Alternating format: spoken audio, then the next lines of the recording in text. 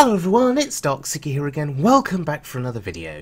Now, the Rastakhan Rumble expansion continues to move forward, and I published my first video recently featuring Duwin's Zul'jin Secrets Hunter, and that was a really fun deck to play. And Duwin has published another hunter list featuring Mojomaster Zihi, and that is the deck that I'm playing today. Duwin, of course, is part of Team One Trick, who are doing a tremendous job at promoting wild mode and really doing a great job at bringing out interesting and fun decks that people can play in the wild meta. So check out Team One Trick on Twitter, check out Duwin on Twitter. I know I keep promoting Duwin in every video, but I have a lot to be thankful for given what he has done for Hunter on wild mode. So, Mojomaster Zihi essentially is a mana reset. I think that is a good way of looking at it. He will set the mana crystals of both players, and that's really, really important, of both players down to 5. Essentially, he's a combo disruption tool, particularly against Druid. Setting their mana crystals down to 5 can be absolutely devastating for all kinds of Druid, whether it's Taunt Druid with Hadronox, or whether it's Togwaggle Druid, whether it's Star Aligner Druid, running Aviana and Innovate, or Malagos Druid for that matter too. Whatever kind of Druid it is quite devastating.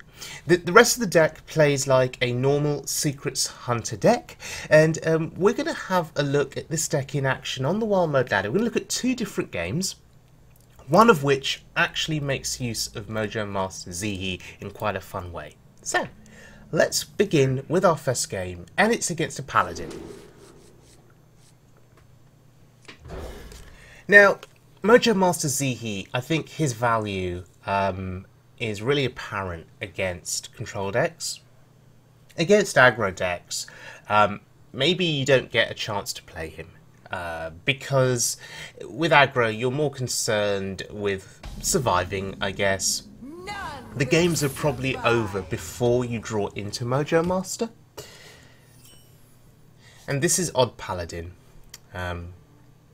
So tracking here hopefully discovers us something decent, and yes, the Emerald Spellstone is found, and that is one way of combating their aggro, I guess, of matching it.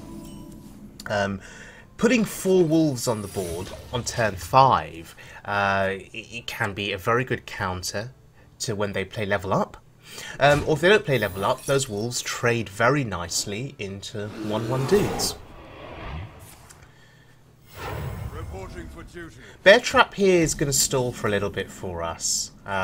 He has to work his way through that 3/3 body. And we have double Cloaked Huntress in hand, so picking Subject 9 seems sensible. There's another way to make a comeback in this game. Playing Subject 9 and then playing Cloaked Huntress and all your secrets for free. That can be another way of getting control back of the board. Because I've said before, playing secrets individually isn't always terribly impactful, but playing 5 secrets at once can have a substantial impact. Now, he's played the dudes, I've played the explosive trap. Let's see what happens here. Will he go face? Will he ignore my board? I suspect he won't, because I suspect he knows what's up. He's going to trade here. He's going to want to kill off my Cloaked Huntress, because if that Huntress survives turn 5, well, we play Subject 9, we play all our secrets for free. So this Odd Paladin is trading. How interesting.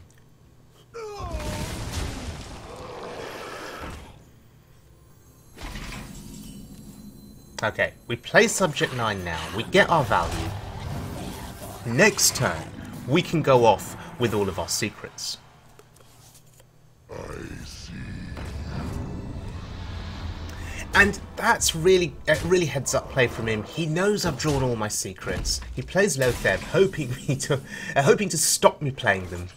However, that's not how the interaction works. Cloaked Huntress still makes the cost of your secrets 0. That's pretty awesome, right?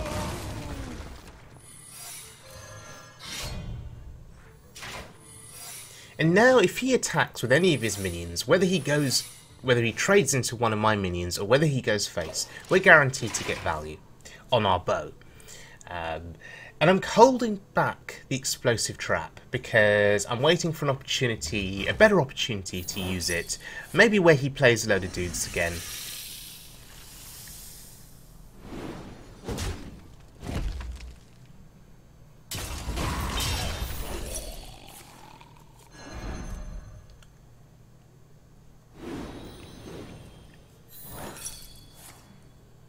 The rage, it claims me. Look at all of the value that we're getting on this bow here. This is amazing.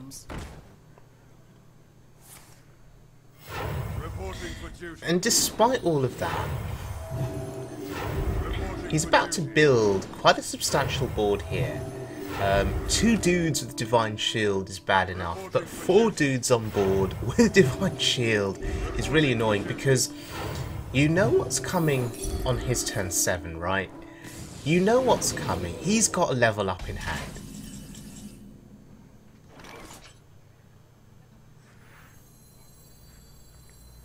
We don't have lethal here.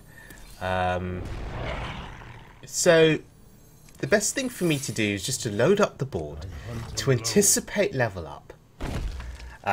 And I need to kill off what I can. We get a nice trade into the Lotheb. We have to kill the steward. It can't be allowed to live. It's too dangerous. The question is, do I want to invest? Do I want to put my face into that and take 3 damage? That's the question. We go down to 15. And I think killing off as many dudes as we can, in this case 1 dude, is the smart choice.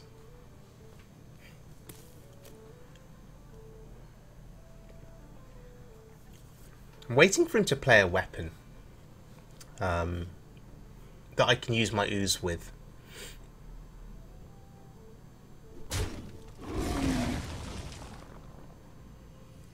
He values trading here. Perhaps he feels that playing level up on 3 dudes is not enough. The light protects me. Interesting. Possibly didn't have level up. He could have hero powered and played level up and got 5 dudes buffed. Perhaps he doesn't have it for once. Perhaps this odd paladin, for once, is unlucky.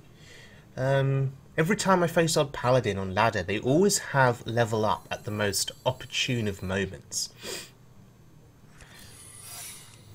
But then again, I've got these wolves on the board. Does level up actually do much? I guess that's the question. The wolves are a good counter to it. They do trade in and kill the buff dudes. So we're getting closer to having lethal now. Next turn, depending on what happens, we could have it. We have explosive trap, we have freezing trap in play.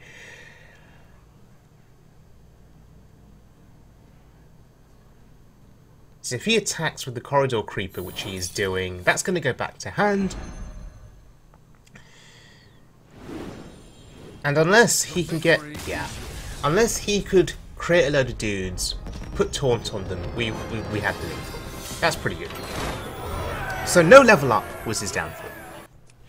Okay, heading into this next game, and we're going up against a Druid. Now this is going to be a really good matchup to test Mojomaster Zihi, because the Mojomaster will of course set the mana crystals of each player to 5, and Druids like to ramp up. They like to play Wild Growth, Jade Blossom is also a possibility, there's Nourish. They like to ramp up super quick and then take advantage of those increased mana crystals. So playing Mojomaster kind of negates that value. And there's Jade Blossom. So, playing the Cloaked Huntress here, just because it's mana efficient, seems okay. We get no secret value. We're vulnerable to swipe, because it is turn 4.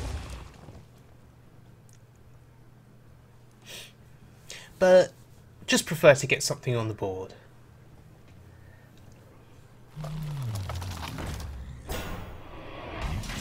It's worth noting the golem there cannot attack because he's not got the armor for it. Spellbreaker seems reasonable here. There may be a good target for it later as the game progresses. In the meantime, looking at my hand, I have the quick shot, so I can deal with that golem. With the quick shot, the trade, and my face. That's a lot of investment to kill one minion.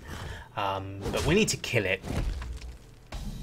The other option is Lotheb here. I think I prefer to kill the minions, so that's the better line of play. Just get it off the board. And we do push 3 to the face, which could end up being important.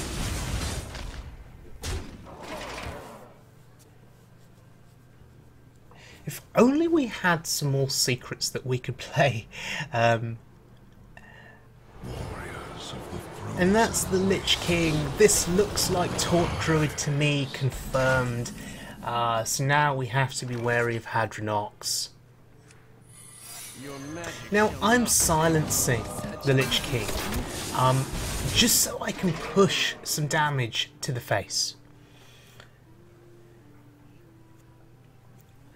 We have these 2 secrets in play, and it'll be interesting to see what he does with the Lich King here. So we get the cat trick, that's a little bit more damage we can push, and he actually trades, he doesn't go face, that's quite interesting.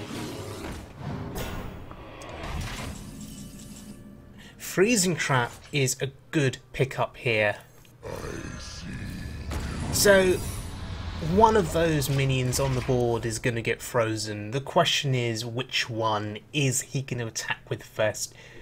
Okay, it's interesting, you saw him attack into the Lotheb. He really values the trading game here. 10 cost Lich King though, snap played without thinking. So our aim here is just to keep stalling. We need to find a good moment to play Deathstalker Rexxar. And on this turn you could argue that it's a reasonable time perhaps to play it, but I'm going to play Subject 9 because I want to draw some more secrets. This thins out our deck a little bit more, lets us draw into the second Spellstone a bit quicker perhaps. And we have the second Freezing Trap in play, which means if he attacks again with the Lich King, back it goes to hand, cost 10 again.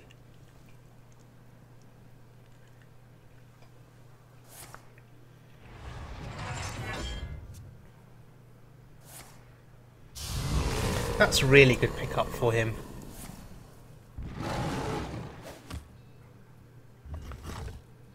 And it looks like he ain't going to attack. Fair enough, he got burned by that Freezing Trap on that previous turn. I guess he's learned his lesson. I'd quite like to equip the Eaglehorn bow here. We have these secrets and I want to start getting value on those bow charges. Next turn we really want to consider playing Deathstalker Rexxar as well, because again we are wary of Hadronox coming down soon. And we need to start creating zombie beasts. It's really, really important.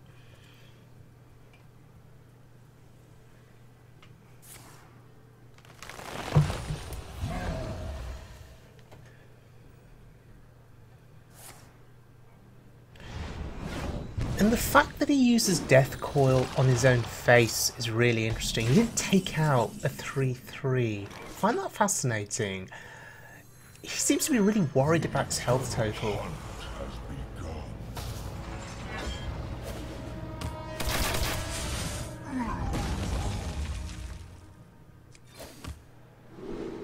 Okay, so the discovery process begins here. Poison minions are really, really good against his big taunt plays. I think it's a good idea here just to clear the board. You don't want the Lich King staying on board for longer than necessary. It just creates more problems in the long run.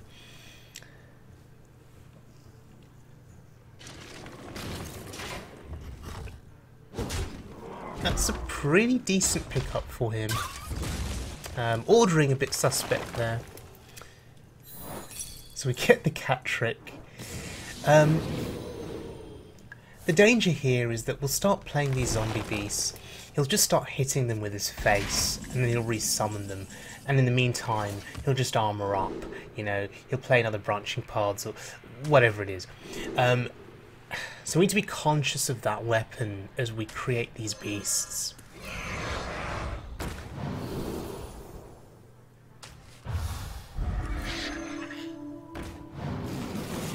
Savannah Highmane, pretty good, pretty good.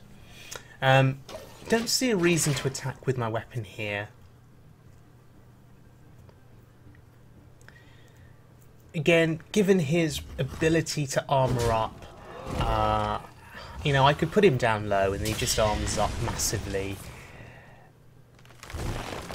There's the Psych Melon. That's a card that used to really, really scare me back in the Star Aligner days. Yeah, there's that massive armor up for him.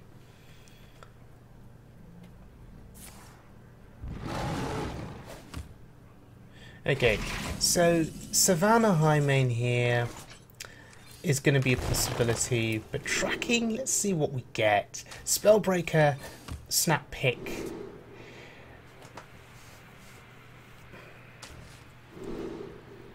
Well, Poisonous, always pretty decent, right? We get the Bloat Bat, we get the Poisonous, and I think that is a better minion to put down than the Savannah Highmane.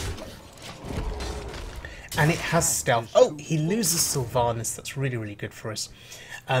It has stealth on it, so we will just keep it stealthed until it's time to use it. Because that 4-3 is going to be our board clear against a massive wall of taunts. Meanwhile, his health total is lowering. This is a good thing. So we can be looking for potential lethals here. We have 3 from the weapon. We have 3 from quick shot. That's 6 plus whatever we have on board. So he needs to start armoring up. Okay, branching paths, of course. And I think he sees the urgency here in armoring up. Time waits for no one.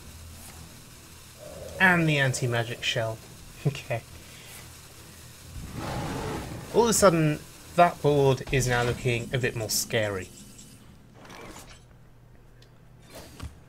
Just getting as much value here from our hero power. I don't like any of these 3 options, to be honest. So maybe it's just time to play a Highmane.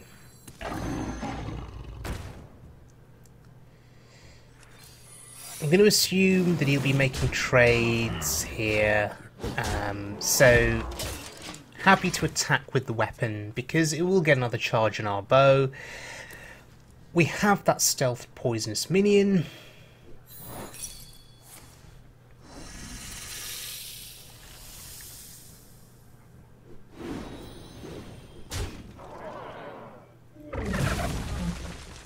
Perhaps he's just trying to make as much space on the board as he can for a Hadronox play.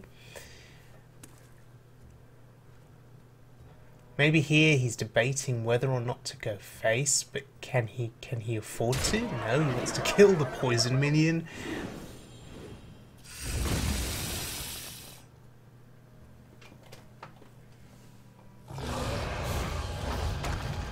Oh wow. That's a big deal. And he gets Malorne. This is funny. Wait, he's He's naturalising his own Malorn. Was that an error? Was he supposed to be aiming for the 4-2? And we have lethal here, by the way. 10 on board, 3 from the weapon 13, 3 from quickshot 16, plus the wolf buff. We have lethal. But look who we just drew. We just drew the Mojomaster. And for the purposes of science, I'm going to forego my lethal and just test out the Mojomaster. So we've both now been reset in terms of our mana.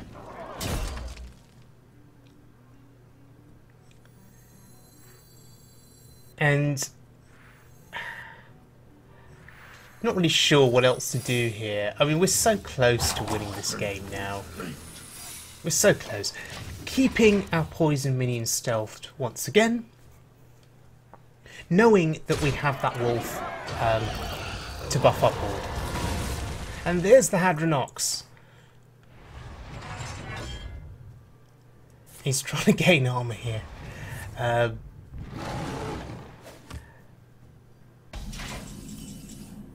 So how much damage is that? I mean, that has to be close to lethal, right? Your magic shall not save you. Maybe I should have countered that first. Saw the Hadronox and just decided to react. An easy target.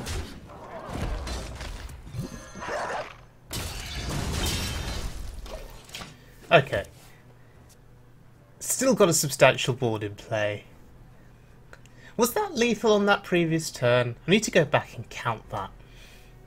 Either way, with the wolf, and with the druid being restricted to 7 mana here, yeah, that's an easy win. Well, I wouldn't call it an easy win. There were a few tense moments in that game. But either way, Duwin's Mojomaster Zihi. I don't know, am I pronouncing that correctly? We'll just call it the Mojomaster. Duwin's Mojomaster Hunter. Spell Secret Hunter. Phenomenal deck. Tremendous fun to play. I will admit, I do prefer Duwin's Zul'jin Secrets Hunter over this. I think Zul'jin played for 10 mana is far more satisfying than the Mojomaster, and is potentially a huge board swing back in your favour depending on what spells have already been cast. So this is a good deck, but if you're interested in playing Zul'jin, do check out my previous video, which had Duwin's Zul'jin Hunter being showcased. So, thank you very much for joining me, everyone. I hope you guys enjoyed the video. I am really having a lot of fun with this new expansion. Lots of things to experiment with. My next video will be a big spell mage video on standard mode, featuring some games from the most recent Tavern Brawl. That deck will feature the Dragonhawk card that gives you Ragnaros. I don't think I'll be trying that in Wild until they fix the bug with Brown Bronzebeard. And then after that, I'll be playing a Resurrect Shaman, courtesy of a friend on Twitter called Beardy Man, and that is an incredibly fun deck to play. So some nice content on the horizon. Thank you to everyone for all of your support. It's really very much appreciated. And I will see you guys all again very soon for more standard or wild mode fun.